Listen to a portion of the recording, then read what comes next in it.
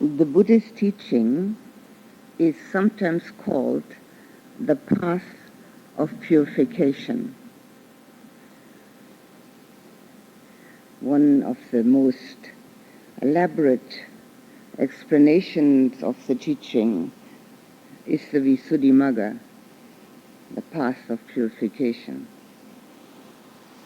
And I have given a title to our workshop today and tomorrow, the path of purification, because that is actually what happens when we meditate. And we will have a look and see how does it happen. And we will see also how important it is that it does happen. We don't purify for others, but they also have a lot of benefit from that. But we purify for our own benefit. And whatever happens within us is always transmitted to those around us. So whatever is happening in our lives, with our families, at our work, it all changes very slowly and almost imperceptibly, but always towards purity. The path of purification, as we experience it in meditation, is a very definite one. And obviously it can only happen if we meditate regularly, again and again. Because obviously there is impurity happening in our minds, so that we need to counteract that again. The first thing that purifies in meditation is the fact that concentration, which I mentioned last night already, is purification. The moment we concentrate, that moment is one of purity. Nothing impure can happen in our minds. We have two aspects of ourselves. In Pali, in the Buddha's language, they're both under the same heading of citta. But in our English language, it's much simpler if we divide them into heart and mind. The thought process and the emotions. So today we'll talk about our thought processes, and tomorrow we'll talk about the emotions and how this can be purified through the meditation and also, of course, through our understanding what we do in our daily lives. Now, when we concentrate, which means we are actually one-pointed on the meditation subject, that moment is a moment of purity. The more we collect moments of purity, add one on to the next, the more of it there will be within us. So that a long-time meditator could be expected, and I say could be expected, to have accumulated a fair bit of purity. If, and there's a big if behind that, if that person has also taken the work into daily life. And the work is substituting with the opposite. Now that's a phrase which the Buddha used, and I'll explain it to you. It's what we have to do in meditation. Now, most of you, or maybe all of you, have already done some meditation and have already experienced what the mind does instead of meditating. I mean, there's just no two ways about it. It thinks. And it has all sorts of fantasies and plans and hopes, remembrances, and then it gets disgusted and all sorts of ideas it gets. And then, of course, it does go back to the breath eventually, and then it starts all over again. That's human nature. That's the way it is. So when we have a thought in meditation, we substitute with attention on the breath. At that particular moment, that is the opposite of thinking. The breath being our meditation subject to start out with, we use that as our substitute.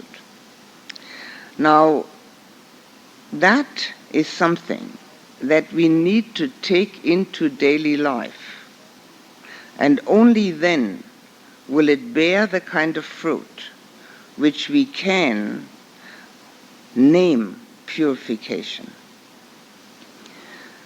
In meditation, what I'd like you to do is when we start and we put the mind on the breath, and I'll say in a moment the different ways one can do that. When a distracting thought arises, to give it a label.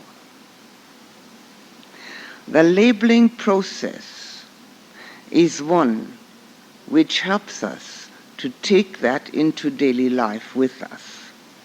Now, a label would be future, past, unnecessary, later, worry, planning, hoping, disliking, rejecting, boredom, any of those or any other.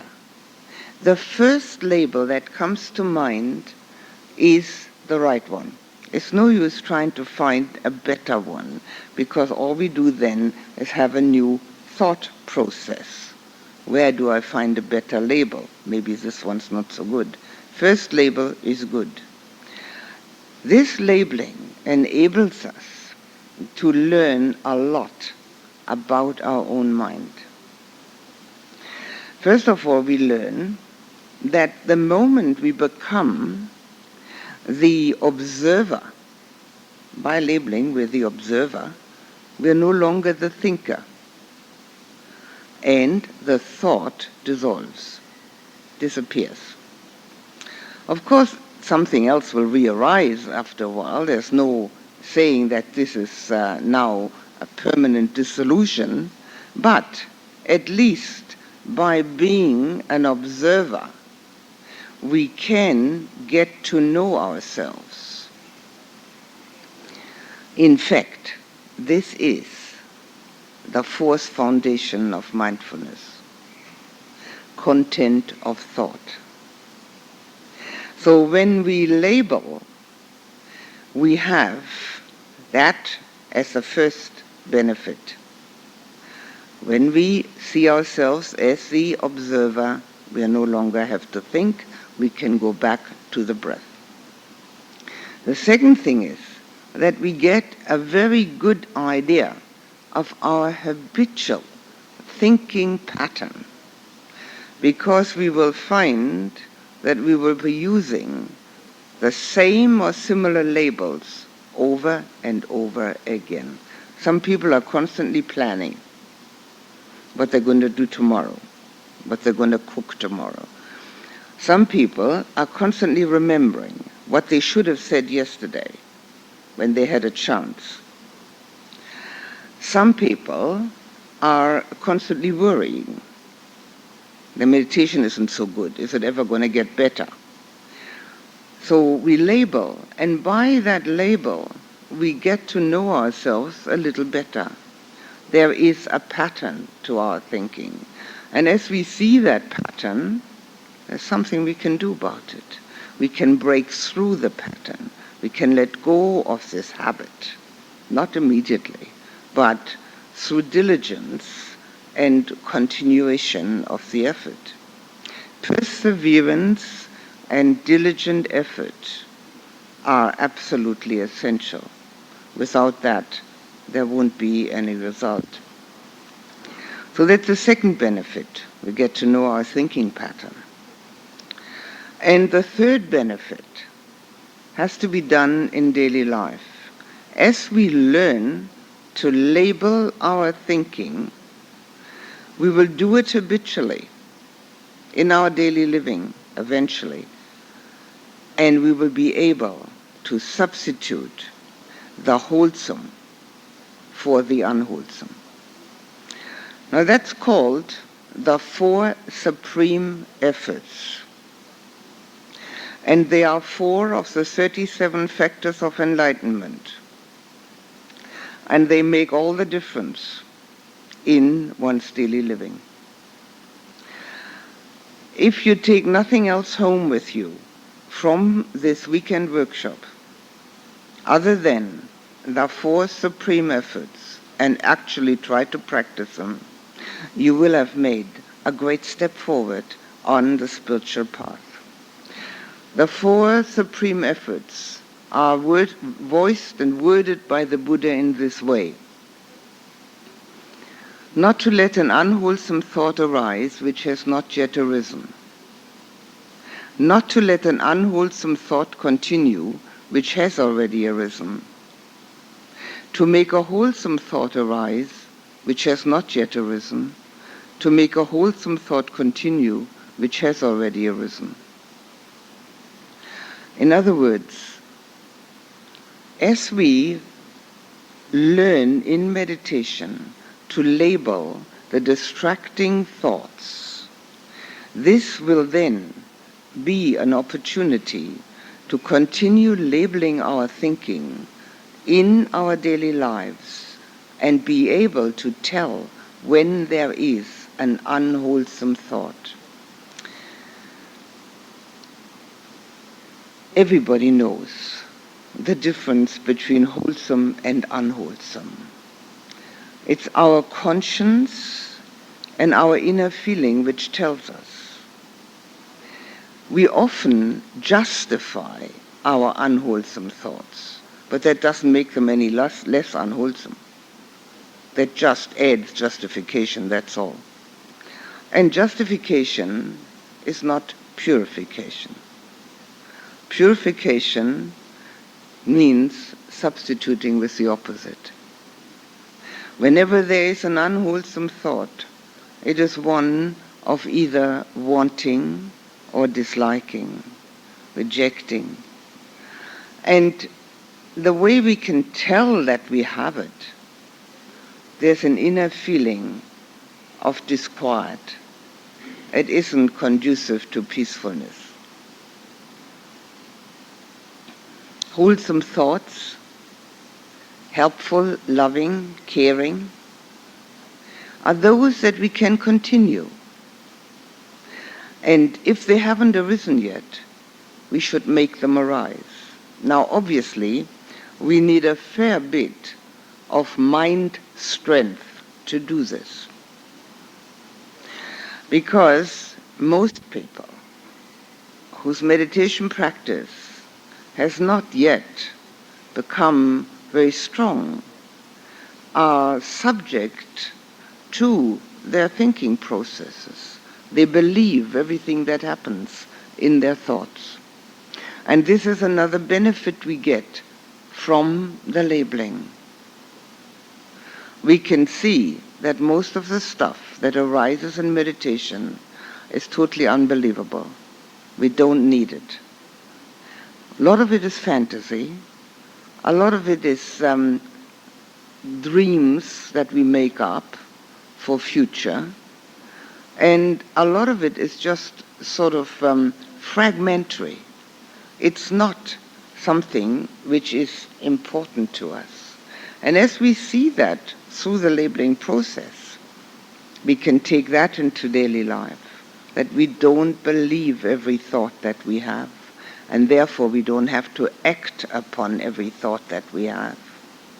And therefore, if we have a thought that says, this person is ugly, this person is awful, we don't have to believe that.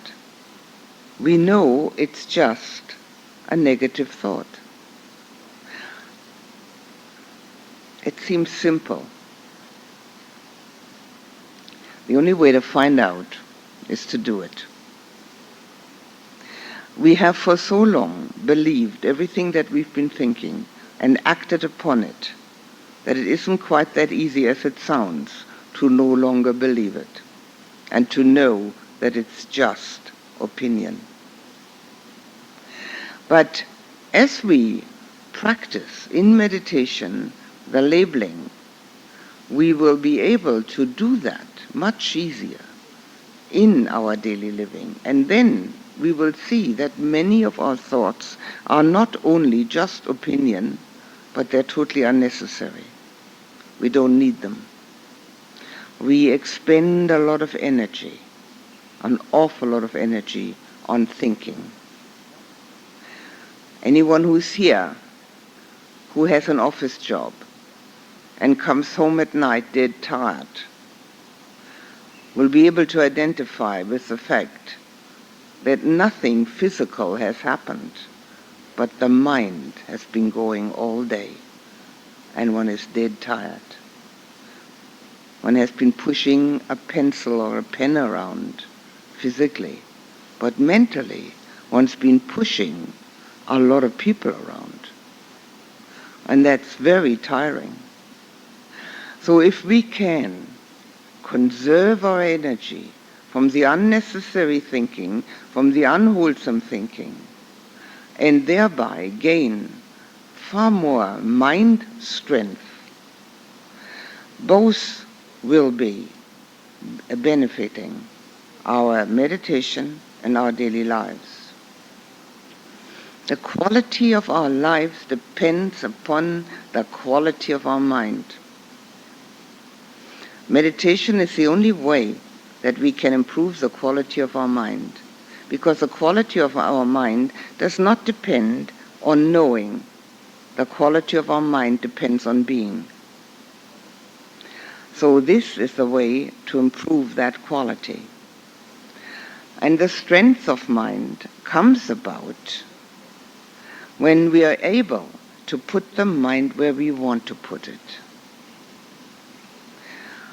When we become able to put the mind where we want to put it, we'd obviously never again be unhappy. Nobody becomes unhappy voluntarily. It's our thinking that makes it so. So that are briefly benefits of the meditative practice, which obviously need to be taken into daily life in order to really flourish, and also in order to make it possible to meditate properly. Because we cannot expect our mind to be meditative when we sit down with our legs crossed and be totally unmeditative all day long. Let it think what it wishes to think. React to every thought we have. Don't care about what goes on in our mind, whether it's wholesome or unwholesome, and then sit down with the legs crossed and hope that we're going to be concentrated and experience bliss. Doesn't make sense, does it? We've got one mind, not two, one for daily life and one for meditation. So we've got to protect it in daily life so that it can meditate eventually. If we don't do that, our meditation will have a very hard time. So this substitution with the opposite, and remembering the four supreme efforts, will be the pathway towards purification, the pathway towards concentration, the pathway which opens up our spiritual life in daily living, Spiritual life does not happen in a temple. This is only an outward manifestation. Spiritual life does not happen on a little pillow. That's only one of the means. Spiritual life happens in our heart and mind. The Dhamma, the teaching of the Buddha, the truth, comes to life only when we ourselves manifest it. So as you start your meditation, and I will talk about the meditation itself in a moment, remember the labeling. Now that only applies when there are distracting thoughts. There are three kinds of concentration: Khanika Samadhi, Upachara Samadhi, and Appana Samadhi. Momentary concentration, neighborhood concentration, and full concentration. Mind you, the Buddha never talked about momentary or neighborhood. It's in the commentaries. But we all get it. So we'll have a look and see what that means. Momentary concentration everybody gets. For just a moment, you can stay on the breath. Now, if you have momentary concentration, that means that one moment you're on the breath and the next moment there's a thought. Label. Get to know your mind pattern. Get the habit of understanding what goes on in your own mind. The fourth foundation of mindfulness, content of mind. Realize that all of the thoughts are totally unnecessary because, in meditation, because they are connected to the world outside. And the world outside at this point in time is of no interest whatsoever. It goes on without us beautifully. Nobody is crying because we're not there. They can continue without us. We'll go back and do something when we're finished here, but we don't have to think about it. So you will recognize, if you label, that the thoughts are all connected with the world. And yet, meditation is supposed to eventually take one to transcend the world. The world is connected with all the things that we have and own, that we like and dislike. There's no need to think about that. If you have Upachara Samadhi, which means that you have been meditating in the past, nobody gets it right off. It is a feeling as if there are thoughts and attention on the breath simultaneously. They're not. The Buddha said the mind can have 3,000 mind moments in the blink of an eyelid. Luckily, we don't have that many usually, but that's how fast the mind is. So what we actually happens in neighborhood concentration, access concentration, is a back and forth between attention on the breath and the thought. And the thoughts are nebulous in neighborhood concentration, and one sometimes has a feeling as if they were going sort of in back of the head, if they're going along here like clouds. There's no need to label, because they're not distinct enough to be labeling, to have a label. They don't have content. They're just a disturbance, that's all. If that kind of concentration happens to you, and since I don't know you, I don't know whether any of you have meditated long enough to have Upachara Samadhi, but I should think there would be some here. Samadhi means concentration, and Upachara, neighborhood. Then what is needed is a little extra determination, a little extra willpower to actually become one with the breath. To let the mind and the breath be together without any extraneous happenings, without any thinking, without anything that could take us away from being here. You see, in reality, what we're learning is to be here now. All that's happening is that we're sitting here and breathing. Everything else is conjecture.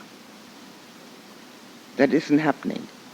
What we're thinking about is all conjecture. If we were here now, we'd be with the one breath. And we can only be with the breath that is happening now. We can't be with the breath that's already gone, that's already finished, and we can't be with the breath that's going to come. We can only be with the one that is now. So that also teaches us something about ourselves, that we don't live in the moment, we don't live in the present. We're constantly concerned with what we can conjure up, past or future.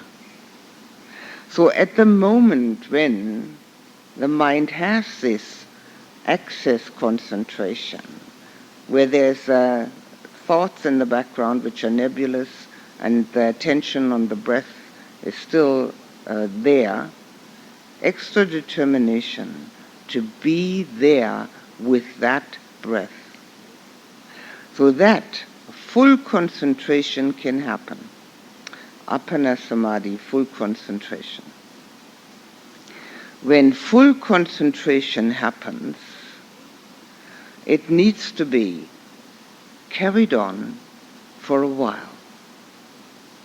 We don't get any results from it immediately. We have to have that full concentration for a little while. And when we have full concentration for a little while, we will notice a change in the breath.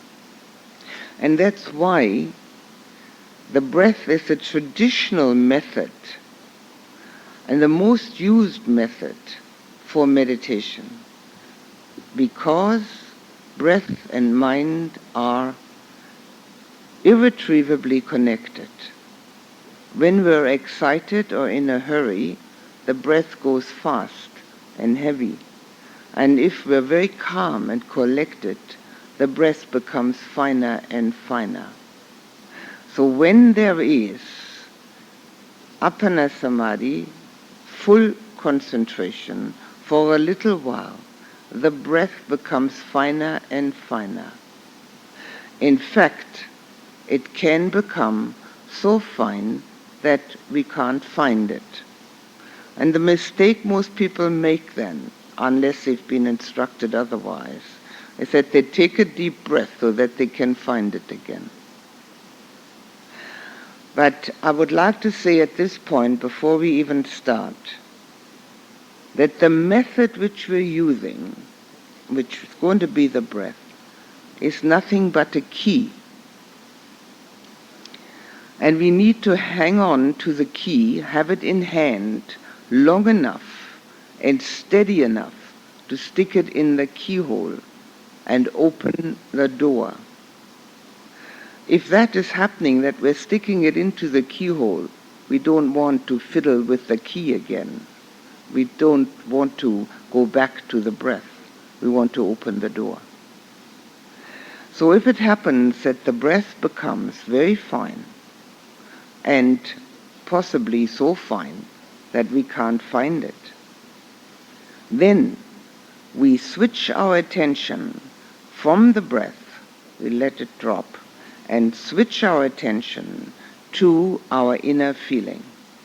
At that time, if there is proper concentration, the inner sensation is one of delightful sensations. Delightful sensation means that it is physical. That happens, that's our next meditation subject. Again, any meditation method is just a method. It doesn't matter which one we use. Whichever one works, that's the one we use. Traditionally, we use the breath, so we'll use that here. If you have had results, good results, with any other method, to become fully concentrated, use it. A method is a method by any name. It doesn't change its character. It's only a key. Watching the breath is not yet the meditation. It's a method of getting there. And therefore, it's quite unnecessary to debate about methods, which people also like to do at times. They debate about methods. The one that works, that's the one to use. Now, watching the breath can be done in different ways. The main aspect is always the breath. But since our minds are mostly unruly and not trained enough yet, we do need crutches. And the crutches are of different kinds. If any of you can come to full concentration without any of the crutches, please do so. But if you're still being hampered and bothered by thinking, then please use one of the crutches. And I will outline 5 different crutches, and you pick one and stick to it. And if after the meditation period you feel that this particular crutch wasn't helpful and you want to meditate on your own, well, try one of the others. The first possibility is counting. 1 on the in-breath, 1 on the out-breath, 2 on the in-breath, 2 on the out-breath. No more than 10.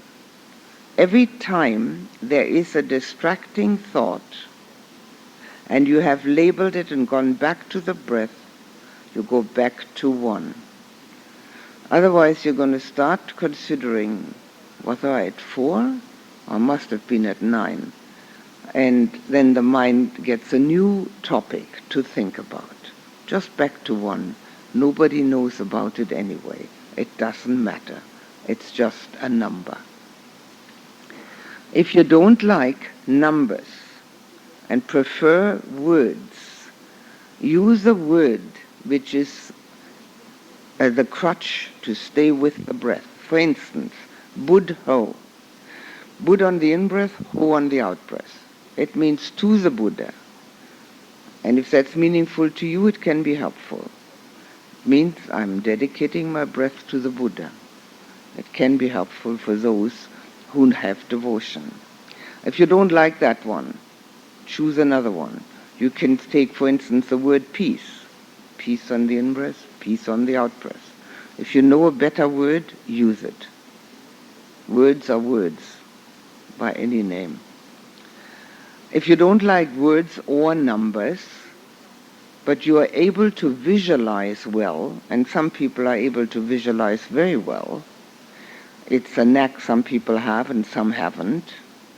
Imagine that the breath is coming into your nose like an ocean wave. Visualize an ocean wave, maybe bright blue with silver foam on top. As it comes in, it brings the breath in. As it goes out, it takes the breath out. This is rhythmic and can be enormously helpful to gain full concentration, if you're a person that visualizes well. If you don't like that one, you can use sensation. There is a sensation at the nostrils when the in-breath touches the nostrils. There's a sensation in the nose, in the forehead, sometimes in the throat and in the lungs. Don't look for the sensation. Become aware of the sensations that you can easily recognize as they happen when the breath comes in and when the breath goes out. If you do that, stay near to yourself with the breath. Don't try to fathom what happens when it goes further. Meditation happens within. It has nothing to do with the world outside of us. So you stay as near to yourself as possible. And if you have practiced already and have gained a certain amount of mindfulness, then it can be very helpful to become aware of beginning, middle, end of the breath. You can't say those words, they're too long. The breath goes too fast. But you can use 1, 2, 3, or just becoming aware of the beginning, middle, end, again, beginning, middle, end. This is more difficult, requires more mindfulness, can be helpful to those who have already practiced but haven't gained full concentration. If you're wondering whether you ever have gained full concentration or not, don't wonder. You'll know. When you gain full concentration, there is a happening within which is totally different from what happens usually. There's nothing to wonder about. As long as we're not fully concentrated, we feel ourselves in the same way as we feel ourselves now. When the body is fairly heavy and we can feel all the limbs and we know exactly where we're sitting. When full concentration happens, the whole body feeling changes. So there's nothing to wonder or worry about. When it happens, you'll know. In order to gain full concentration, we need to let go. Letting go is the key word for spiritual practice, not just for meditation. And I'd like to make you aware with emphasis that meditation is only one part of spiritual practice. It isn't the whole of it. On the other hand, without it, spiritual practice does not get off the ground. It belongs in there. Letting go is the key word. We got to let go of extraneous thinking. And why is that so difficult? Because we have no other ego support system when we're not talking to anybody except our own thinking. Nobody can tell us we're here unless we're thinking. And because we are not very keen on letting go of our ego support system, it's very difficult to let go of thinking. So any of you who are new at this, or those of you who have done it and are thinking during meditation, don't be surprised. The difficulty lies in the fact that when there's no thought, there's also nobody there to tell us that this is me. But when you do let go of the thinking and have nobody telling you that this is me, you will find that that's the only way to become peaceful. And you will realize they have an inkling, a sample of what the Buddha is actually teaching. It's a bit of a beginning of letting go of our totally ego-centered thought processes. So the difficulty in meditation is the same as the difficulty in daily life. There's no difference between our ego-centered daily living or our ego-centered meditation. The more we let go, the easier everything becomes.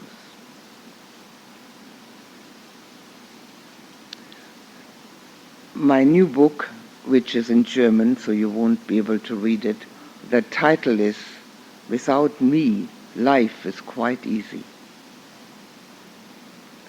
And if you ever get full concentration in meditation, and I hope you do, you will see how easy it is. But you've got to let go. And this is another key phrase that we can use to help ourselves. When the thinking becomes quite regular in the meditation, one thought after another and another and another, maybe it will be helpful to you to tell yourself, let go. It can be helpful. Now, with the 5 different methods I've outlined, or crutches for attending to the breath, please pick one. And as you pick one, stay with it for the next half hour, which we'll use for the meditation. And before we start, has anyone any question about what to do and how to do it?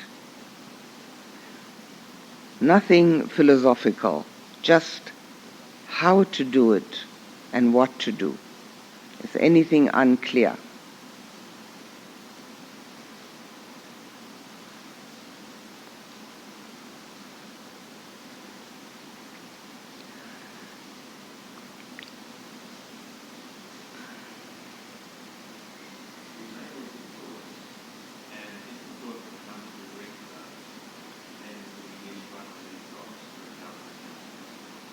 No. If you haven't got full concentration as your regular meditation method, use one of the props. You will still get thoughts and you will still be able to label, because the props do not protect you from thinking, but they will give a certain assistance to stay with the breath. So unless one has already gained full concentration and has already been able to let go of the breath as the meditation subject, use one of the props. But don't do the labeling if you have this kind of feeling as if the thoughts are in the background of the head, they're nebulous, and the breath attention is still there. If that is happening, if the thoughts are nebulous and the attention on the breath is still there, there's no need to label, there's only the need to have more determination. Have more determination to stay with the breath. Is that clear? Okay. Anything else?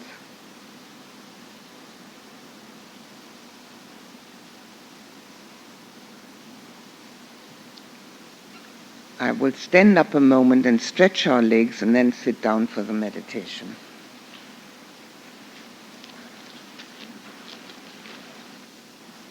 Give you a more detailed exposition on how the purification of the mind works through our meditative practice. I've already said that the concentration helps us. I've explained how the labeling helps us, how we can do that in daily living then, so that we can continue with the 4 supreme efforts. But there's more to it than that.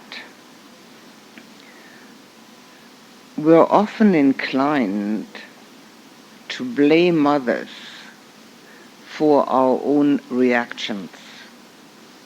In fact, most of the time, most people do that. It's just human nature.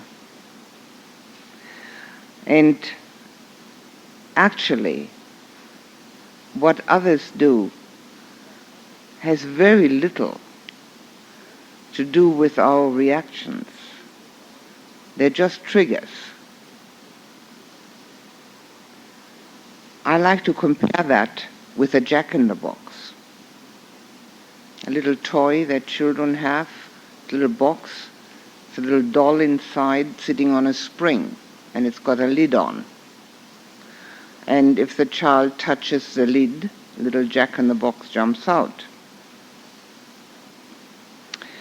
Now, if somebody comes along and tears the little doll out of the box, throws it away, the child can come with a hammer and hit the lid, and nothing jumps out. The little jack-in-the-box sits in here. And some people we only need to touch lightly and it jumps out. And some we have to touch a little harder and it jumps out. But as long as there's a little jack-in-the-box inside, it will jump out. If somebody says something we don't like, we react. If we see something that we think is ugly or awful, we react. If we taste or touch something, we react. So the reaction is not the fault of the trigger. And the formula for that is, don't blame the trigger. And since the world, as we know it, this little globe of ours, consists of about 6 billion unenlightened people, we have 6 billion people with all having 5 hindrances. And should we ever wonder why the world is the way it is, we should not any longer be surprised. That's just the way it is. But each one of us that purifies contributes to the purification of the world, because we are the world. It's not out there, somebody else. It's us. So each single person that attains some purity is a great boon to mankind and can make a difference to their environment. The first thing that happens in meditation, in any meditation, whether you get concentrated or not, is that you have an initial application of the mind to the meditation subject, which means you put your mind on the breath or on the walking. Now that's the initial thing that happens in meditation. This initial application is the first factor of meditation. Happens in any meditation that we do. And it is the counteraction against the hindrance of sloth and torpor, laziness and drowsiness. Now you have maybe experienced becoming drowsy in meditation. Put your mind on the meditation subject again, and you've counteracted that drowsiness. But the laziness and drowsiness or sloth and torpor of the mind is more than what happens in meditation. It's the mind that says, I can't be bothered. I'll do it tomorrow. I'll do it when it's cooler. I'll do it when I have more time. Why should I do it? Nobody else does it. And so on and so forth. There's a whole gamut of excuses, and all of us have used them, and we all know them. And they're the justifications. And I don't feel like it, and I don't feel good enough, and so on. The mind, which has that laziness and drowsiness, is of course the cause for the body then to become just as lazy and drowsy. The Buddha compared that to being in prison, a prison of our own making, where we actually have the key.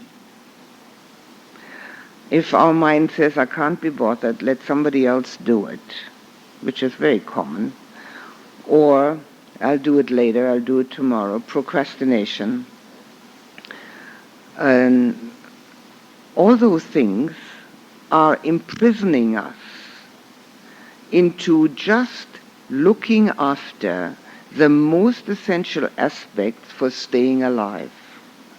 Just looking after eating and sleeping and making money, maybe the livelihood, and washing. And that's all we can do then when the mind is like that. And to try and do nothing else except survive is a waste of a precious human life. It's a foregone conclusion that none of us are going to stay alive. So why do only that? That's why the Buddha called it to be in prison, when the mind is lazy and drowsy. And every time we put the mind on the meditation subject, we counteract that. We become alert. We have to be alert in order to be on the meditation subject. We don't have any choices.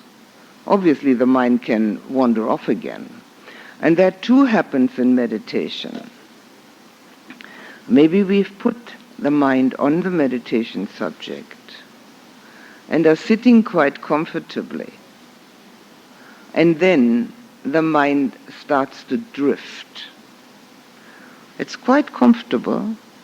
It's quite pleasant.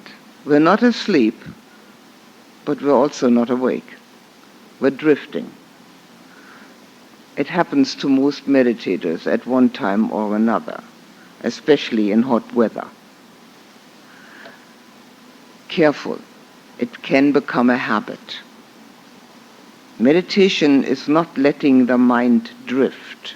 We can do that in the bathtub.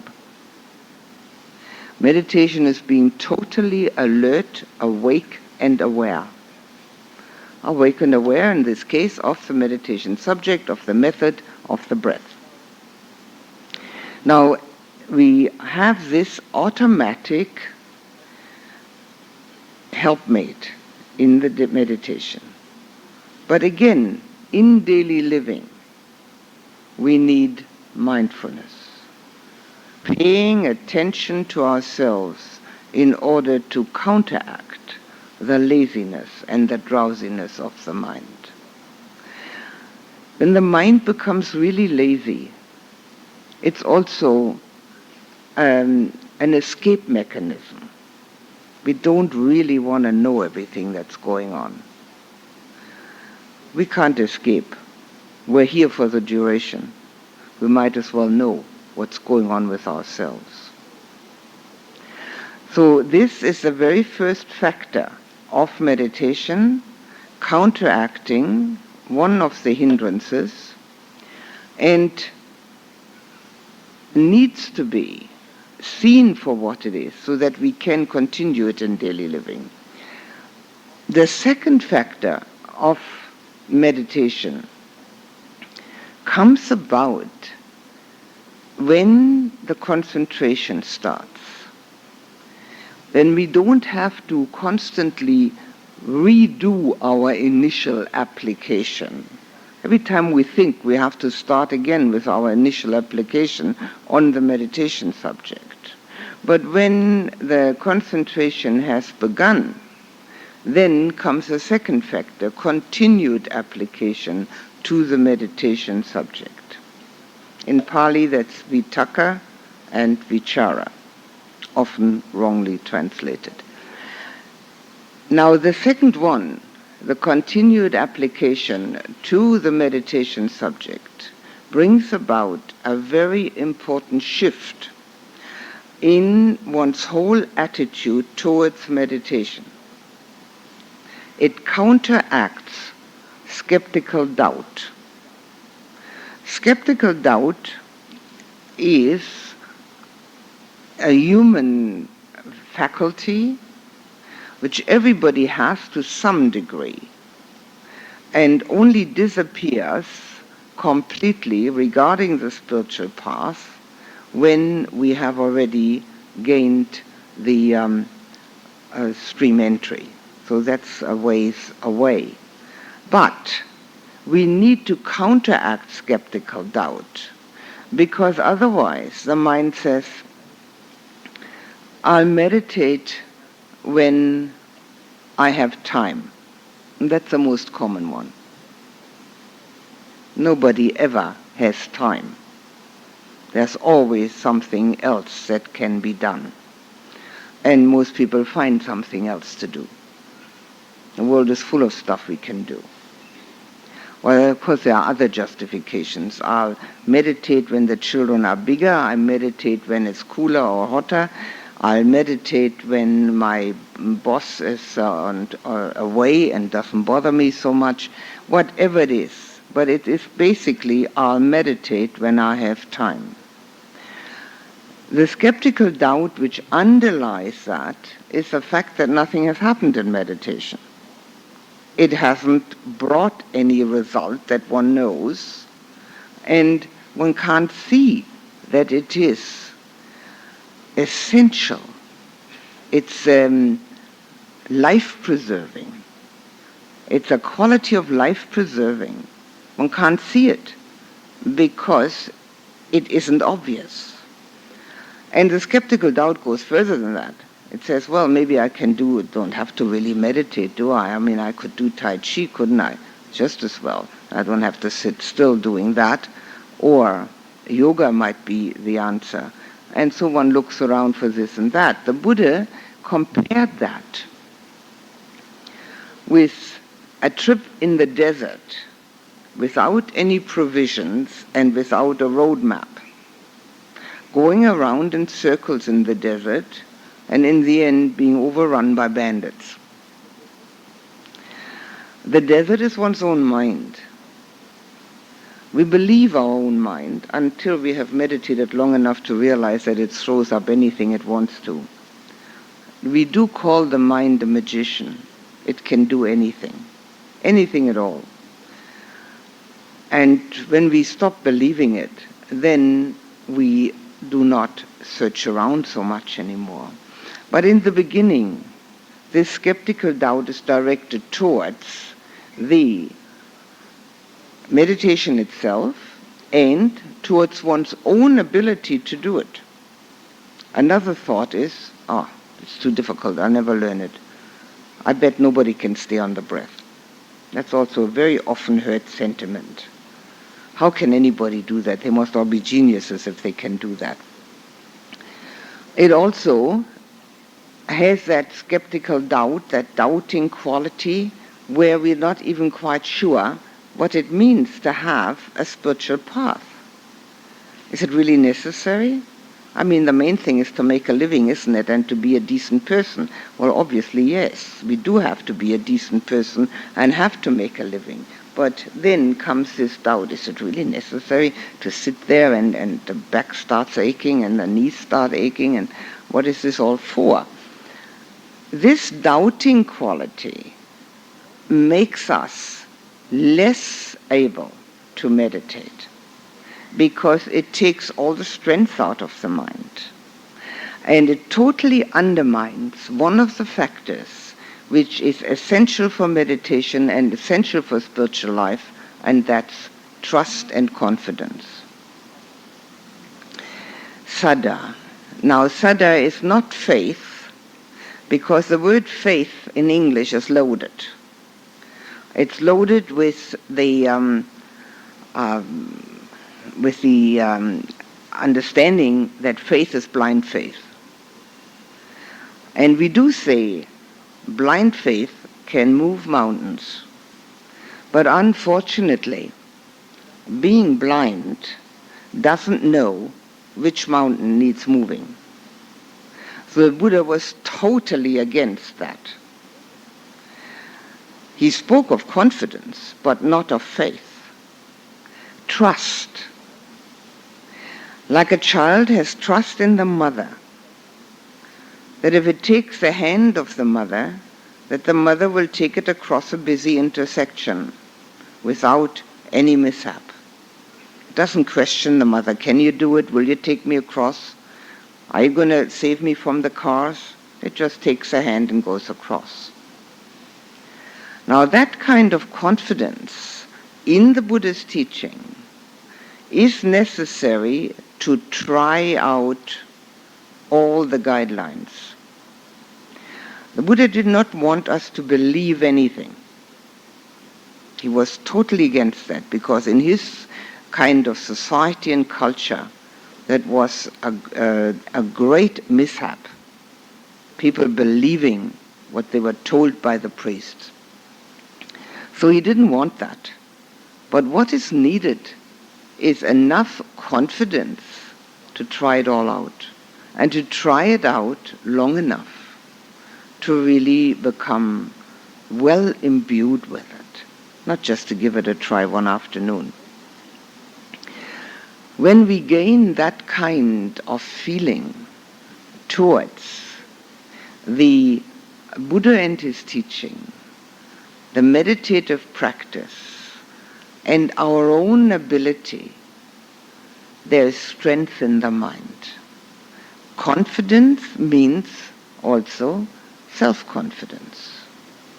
It doesn't mean that we think we're more or better or bigger than others. It just means that we have a feeling of the necessary ability within us to grow. The spiritual path is inner growth. So we have confidence that we can do that. That confidence is enormously important on the path, because essentially we have to all do it ourselves. Sure, there are teachers, but what can they do? They can only talk about it, interpret the Buddha's teachings, give guidelines according to the Buddha's teaching. But they can't do it, only for themselves. So every person has to do it for him or herself. When the continued application to the meditation subject happens on the breath, that's when that confidence arises. The mind says, oh, I can do it after all. It is possible to stay on the breath. I didn't think so, but it is. Buddha must have known what he talked about. Feels quite peaceful. Now, of course, all this rummaging in the mind has taken one off the breath already, but at least it has voiced that confidence. The doubting quality in oneself is very often also a kind of assertion of oneself. I really know already. I don't want to be told. That's a very common feeling. And if one feels that, one doubts what one is told, of course, instead of trying it out. Now, with the Buddha's teaching, we also have to take into consideration that it is a whole totality of teaching, touching the human being in all its facets, and not just meditation. So if we gain confidence, we need to also look into all the other aspects of the teaching. Teaching consists of three parts: Sila, Samadhi, and Panya. Sila is moral conduct, Samadhi is what we're trying to do here, get concentrated, and Panya is insight, wisdom, which is what is supposed to arise out of the concentration. And those three parts are the three parts of the whole. And we can't pick one out and say, well, I'll take the meditation, but I'll leave the rest go. It doesn't work. So when we are coming to that point where the mind stays with the breath, we have that help that underwrites our strength of mind, says, I can do it, it is all right, it works, and we will do it again.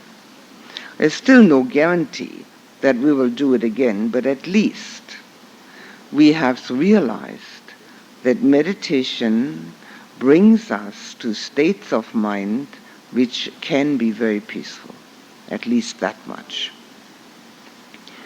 Now, that also has to be continued outside of meditation in our daily lives through getting to know more about the teaching. Both of these hindrances, the sloth and torpor of the mind and the skeptical doubt, have as their counter work in daily life, knowing more about the teaching. So one then, having gained confidence, one does automatically try to find out what else did the Buddha say. And he talked about practically, one should say, everything that concerns human life. Now, having got this far in the meditation, something very important happens. There's a total change over. If we get that far, we can stay on the meditation subject. There comes the moment when the changeover happens. The changeover means that, as I indicated earlier, the breath becomes very fine. It can become so fine that we can't find it. At that time, we let go of the breath, because, as I said, it is only the key.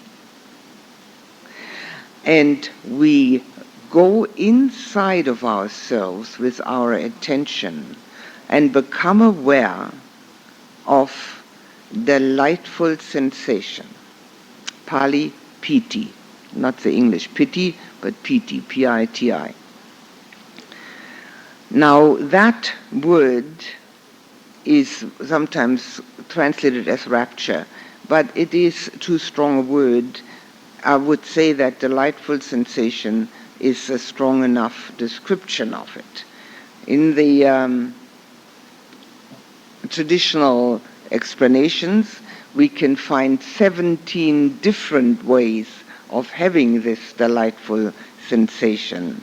The most common ones are feeling very light in the body,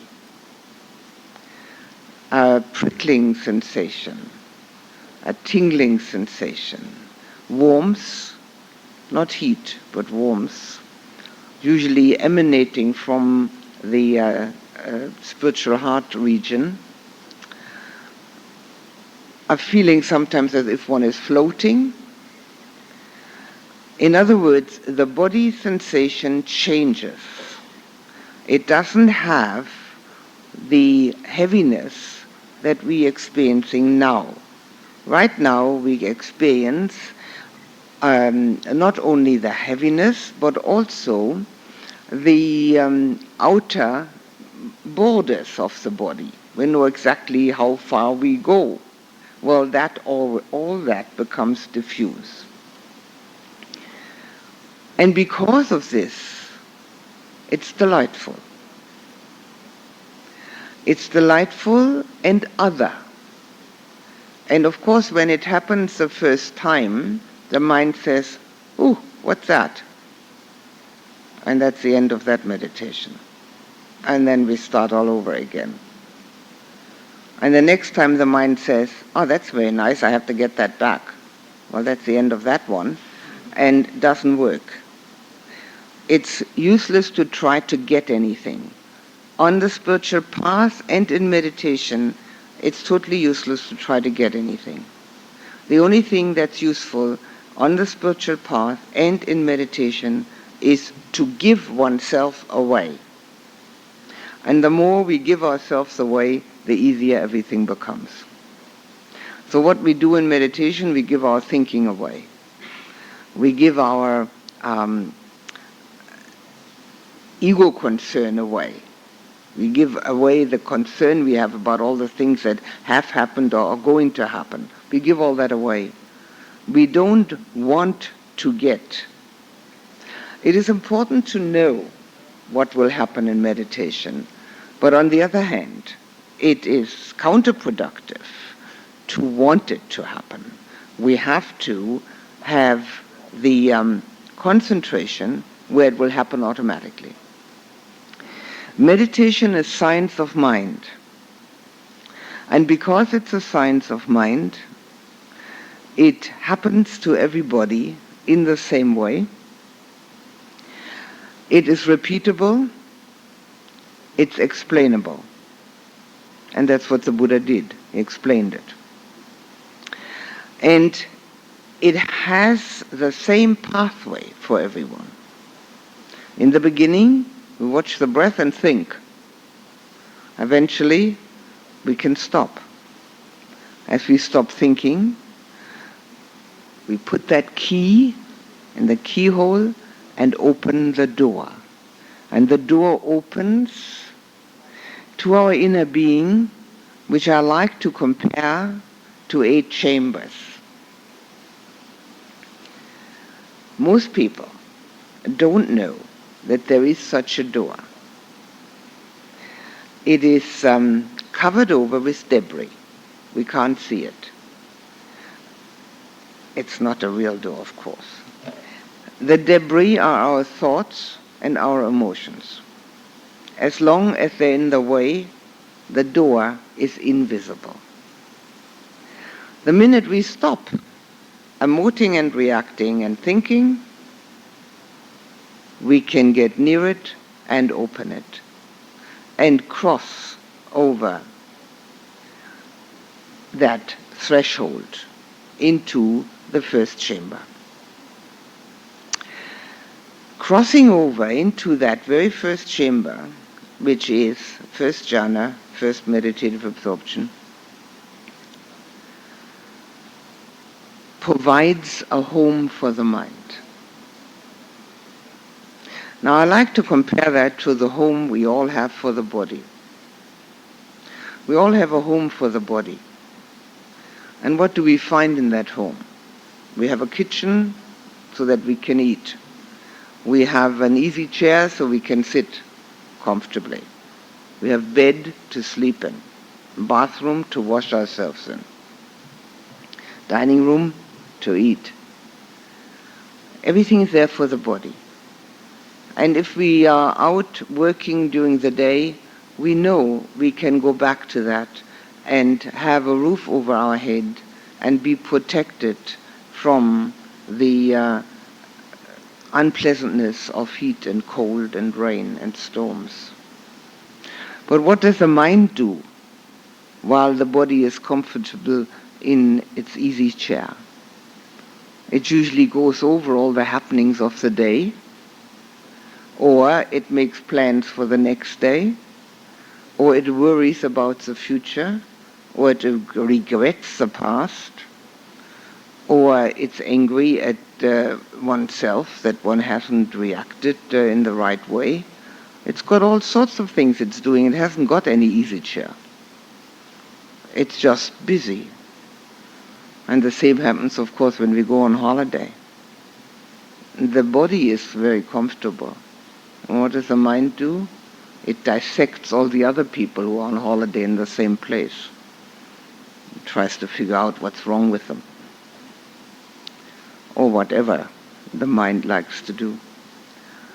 When we are able to get to this very first step in meditation, and this is where meditation starts. Before that, it's method, which we need. We need method to get there. But once having gone past the method of the breath and having got to that very first step of meditation and having found this home for the mind, then the mind knows the minute we sit down for meditation, we can have that home again. We can have comfort for the mind. It's the only and first time that the mind will have utter and complete comfort. Of course, the other chambers will be even more comfortable, but we don't know that yet. We're in the first one. And it's a totally different ambience for the mind to anything that we have experienced until then. So even though we can only do that in the meditation, and the meditation is time limited, it still has a residue, a residual effect in our daily life. Because just as we know that we can go home to our house or our apartment and have a roof over our heads and have all the comforts for the body, by the same token we know that we can go home and sit down and have the comfort for the mind. And what happens because of that is that all the difficulties that one encounters in daily living, or the confrontations one has with other people, that they still happen, but they don't touch one quite as strongly as they used to. It is as if one had a cushion around one's emotions. Now, obviously, one could pierce cushions too, and they do get pierced, but at least it's a protection. One knows that there is another dimension. One is not totally dependent upon what other people do and say. One isn't totally dependent upon what oneself knows and can do. One isn't totally dependent upon all the worldly aspects. One has found part of one's inner wealth. That inner wealth is immeasurably greater than any outer wealth we could ever accumulate. And it is the inner wealth that cannot be stolen or corrupted by rust or moth, which is from the Sermon on the Mount. It is that which we carry within. All of us have it. Everyone has it. We just need to get at it. And the only way to get at it is through meditation. The first time it happens, it feels like a peak experience, which it actually isn't, because there are many other experiences in meditation which can come after. And it has that quality of total penetration of the whole person, the experience, because it's quite strong.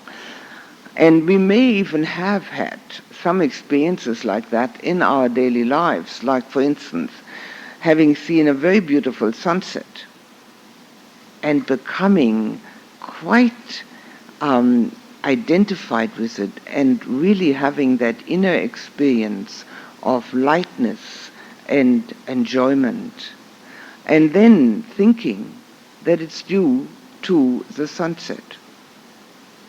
It's not. The sunset was the trigger.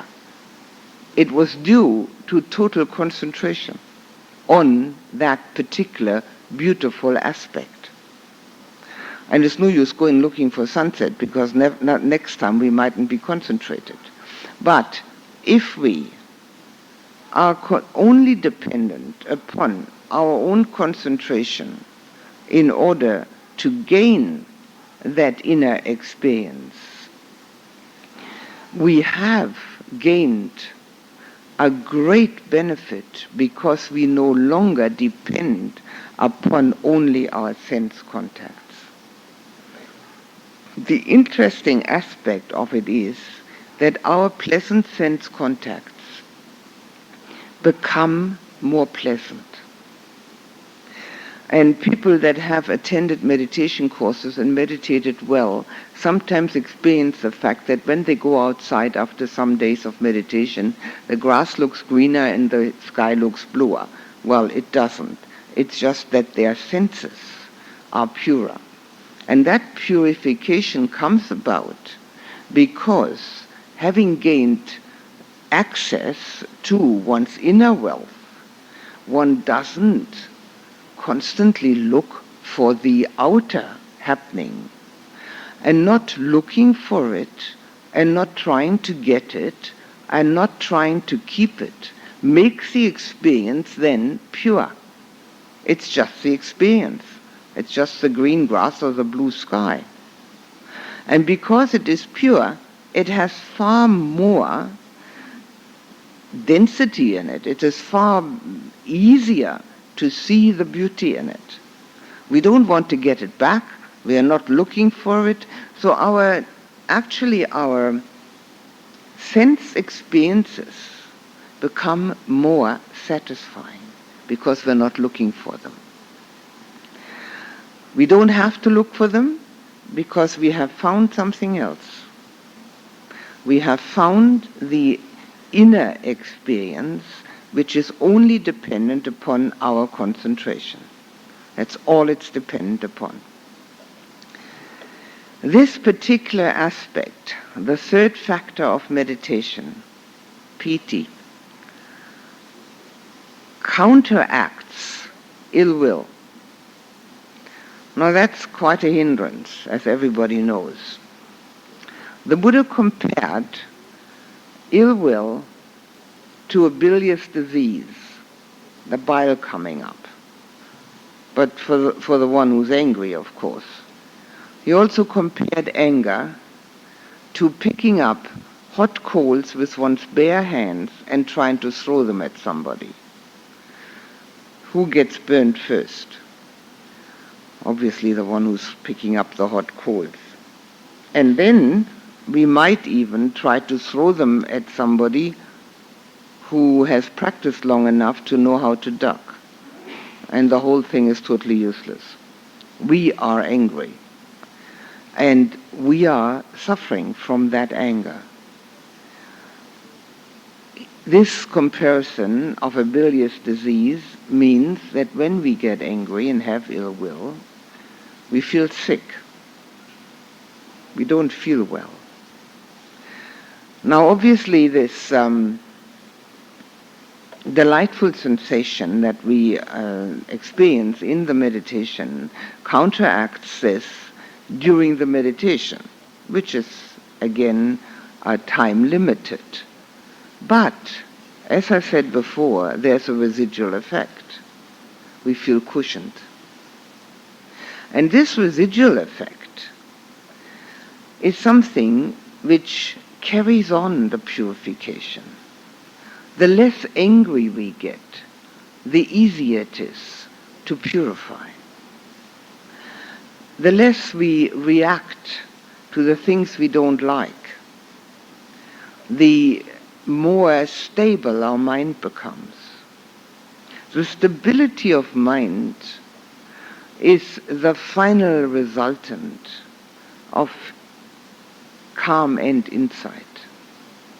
A stable mind no longer has to worry or has to hope or has to do anything.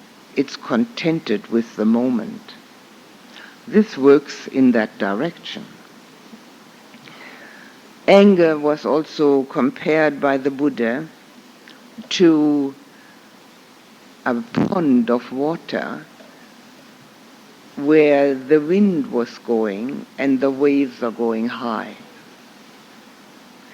Now this is a very apt comparison because when our emotions go high, it's like being in an ocean, under an ocean wave, and seeing nothing but the water.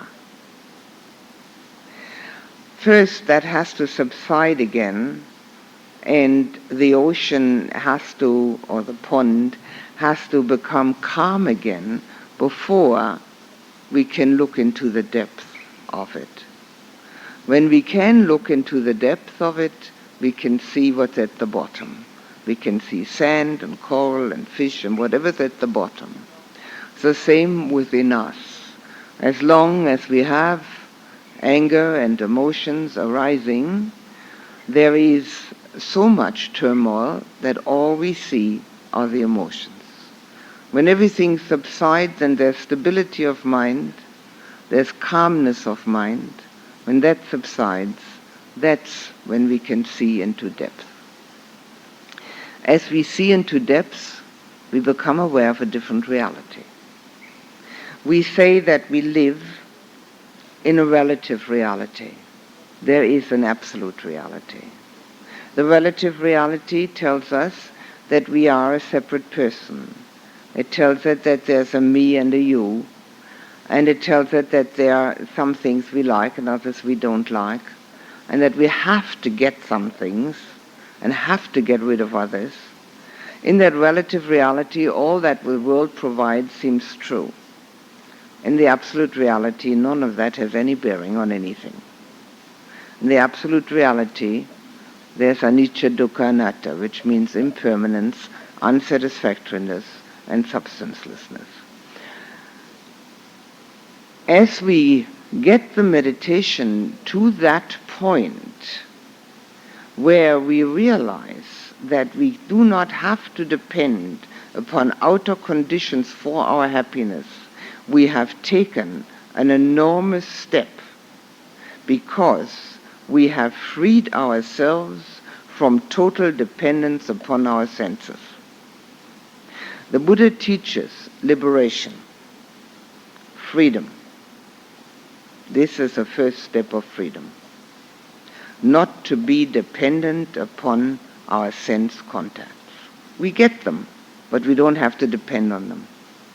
We have something within us which is not only independent of that, only dependent upon concentration, but it is also of a more penetrating quality.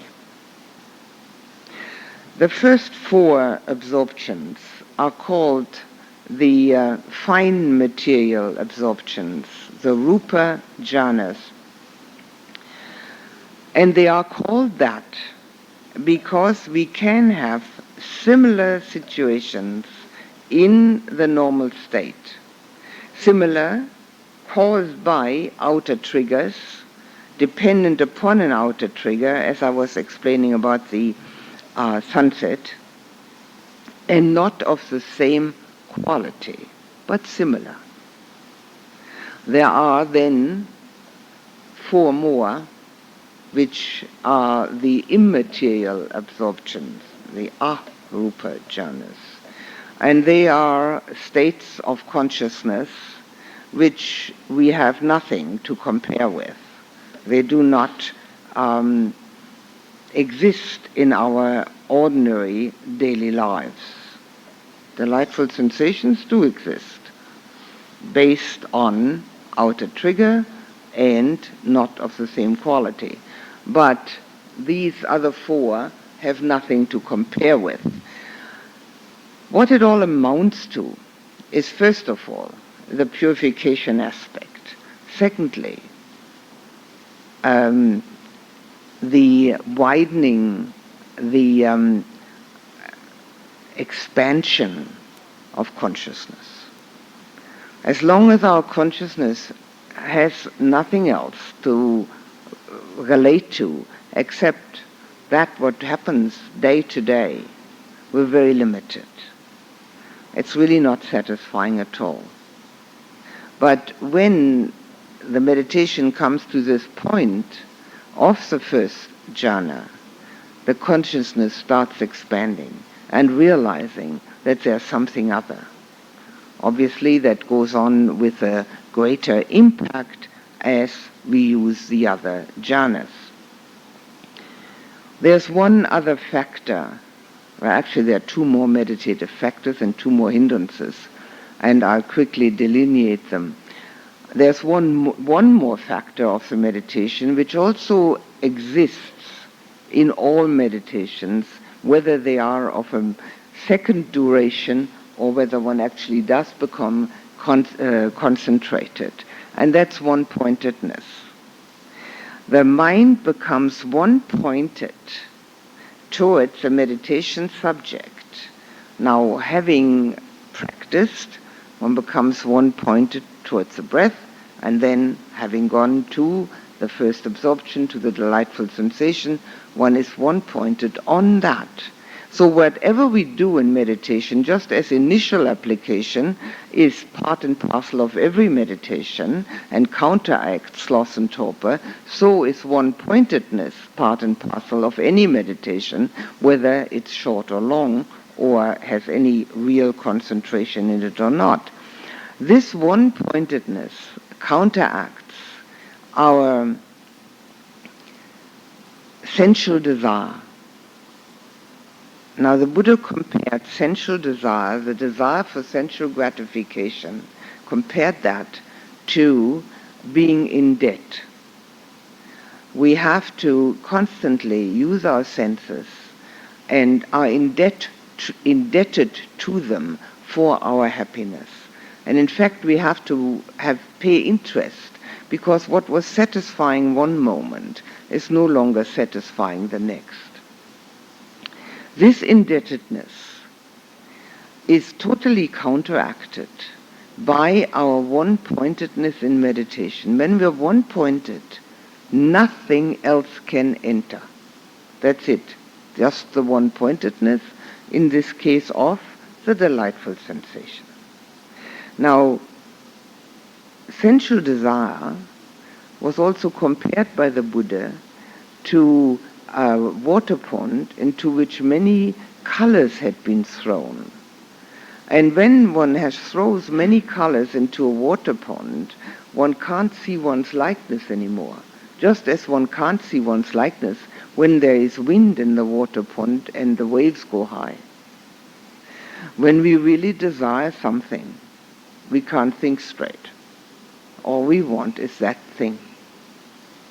And unfortunately, sensual desire has the quality of a promise that we're going to become happy when we get what we want.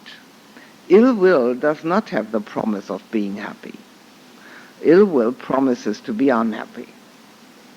And that's why it's often said that those people who have more ill will than they have desire are the better practitioners. They have more dukkha, so they practice better. The desire always has that hope in the background that getting that particular thing, I'm going to be really happy. That it doesn't pan out that way is then nothing but a beginning